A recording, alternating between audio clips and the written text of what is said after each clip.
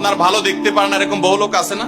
এই হিংসা করলে অনেক সময় বদনজর লাগে, বদনজর। আপনার ভালো কিছু হতে আরেকজনের জ্বালা পড়া শুরু হয়েছে, এর কারণে অনেক সময় মানুষ ক্ষতিগ্রস্ত হয়। বহুবার এই সূরা পড়ে তৎক্ষণাৎ একেবারে পড়ার সাথে সাথে আমি কার্যকরিতা আমার চোখে বহুবার দেখেছি, আলহামদুলিল্লাহ।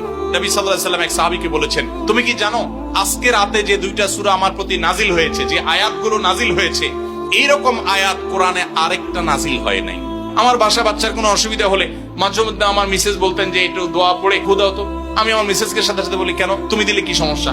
অনেক সময় বাচ্চাকে নিয়ে আসেন, হুজুর একটু তাকে দোয়া পড়ে ফু দিয়ে দেন, একটু পানি পড়ে দেন। আমরা কি দোয়া পড়ি আজকে সেটা আমি আপনাদের সামনে ফ্ল্যাশ করে দিলাম, জানিয়ে দিলাম।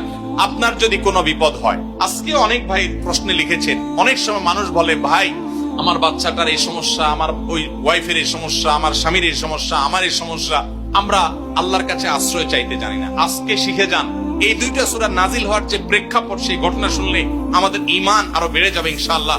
নবী সাল্লাল্লাহু আলাইহি ওয়াসাল্লাম একবার অসুস্থ হয়ে পড়েছেন এবং অসুস্থতাটা এত মারাত্মক ছিল যে আম্মাজান আয়েশা রাদিয়াল্লাহু আনহা বলেছেন, অনেক কাজ তিনি করেন নাই অথচ তিনি বলতেন তিনি করেছেন, মানে তার মনে হতো তিনি করেছেন।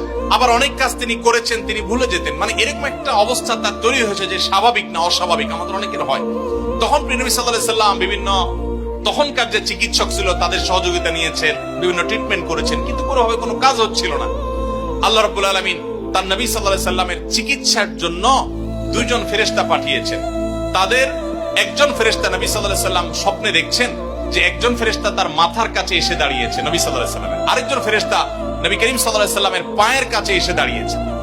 মাথার কাছে যে ফেরেশতা দাঁড়িয়েছেন, ওই ফেরেশতা পায়ের কাছে থাকা ফেরেশতাকে জিজ্ঞাসা করছিলেন যে এই লোকটার কি হয়েছে, অর্থাৎ নবী সাল্লাল্লাহু আলাইহি ওয়াসাল্লামের কি হয়েছে। তখন পায়ের কাছে থাকা ফেরেশতা খুব মনোযোগ সহকারে শুনেন, পায়ের কাছে যে ফেরেশতা দাঁড়ায় ছিলেন উনি বলতেছেন, ওনাকে, অর্থাৎ আমাদের নবী সাল্লাল্লাহু আলাইহি ওয়াসাল্লামের কথা বলছেন, ওনাকে জাদু করেছে। পায়ের কাছে থাকা ফেরেশতা এটা বলার পর মাথার কাছে থাকা ফেরেশতা আবার জিজ্ঞাসা করলেন, কে জাদু করেছে?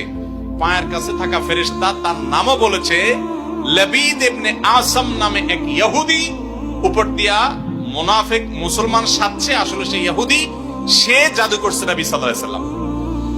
এটা বলার পর আবার মাথার কাছে ফেরেশতা জিজ্ঞাসা করলেন, জাদুটা কোথায় আছে, কিভাবে করেছে? তখন বলা হলো যে চুলে জাদু করেছে, জাদুর মন্ত্র পড়ে চুলে গিরা দিয়েছে, গিরা দিয়ে জাদু করেছে।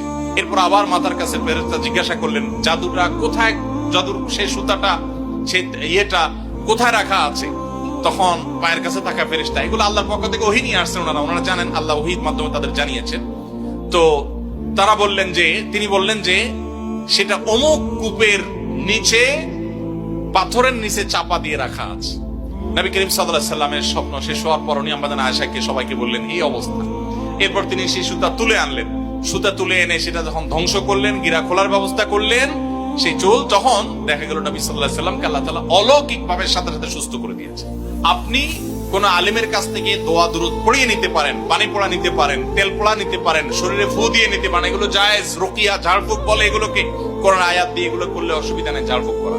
কিন্তু আপনারা যারা এখানে আছেন সবাই এই আমলটা করতে পারেন। সেটা কি? সূরা ফালাক এবং সূরা নাস আপনারা ঠিকমতো পড়বেন। দেখেন আপনার বাচ্চার কোনো অসুবিধা হয়েছে, আপনি নিজে পড়বেন। কোনো হুজুরি দিয়ে করাতে পারলে ভালো। রাত 10টা বাজে বাচ্চা হঠাৎ কান্নাকাটি শুরু করছে, অস্বাভাবিক, আপনার কাছে মনে হচ্ছে অস্বাভাবিক কিছু, তো আপনি সূরা ইখলাস, সূরা ফালাক, সূরা নাস তিন